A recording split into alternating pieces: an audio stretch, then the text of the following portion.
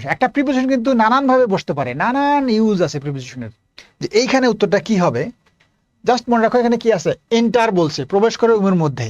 একটু আগে বললাম যে 4 ডাইমেনশন হলে সেখানে ইন হয়, তাহলে রুমের মধ্যে প্রবেশ করবে। রুম যেহেতু, এই যে রুম, তো রুমের মধ্যে অবশ্যই কি হওয়া উচিত, ইন হওয়া উচিত। তাহলে সেই সেন্সে আনসারটা এইটা হওয়া উচিত, ইন হওয়া উচিত, কিন্তু এই আনসারটা ইন হবে না।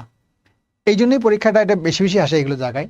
কেন ইন হবে না, ভেরি সিম্পল, সেটা হচ্ছে এই যে আগের যে ভার্বটা আছে ইন্টার, এরকম কয়টা ভার্ব মনে রাখবা, যেমন এন্টার যদি থাকে, বা পেইন্ট যদি থাকে, পেইন্ট, বা ডিসকাস যদি থাকে, এগুলো তোমরা সবাই জানো সম্ভবত।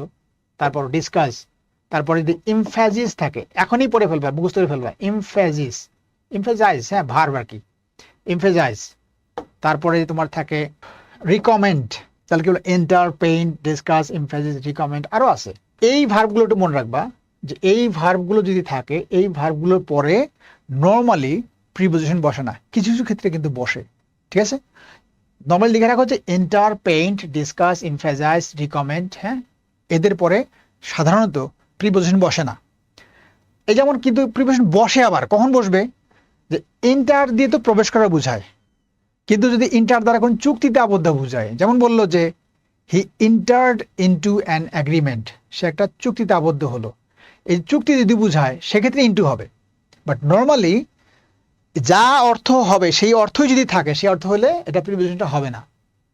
এই যে ইন্টার্ড যে আছে, ইন্টারের পরে এখানে আনসারটা হবে নো প্রিপোজিশন। এগুলো খুবই সোজা জিনিস, কিন্তু এগুলো পরীক্ষা আসে, ঠিক আছে, এই জন্য তোমাকে পড়তে হবে।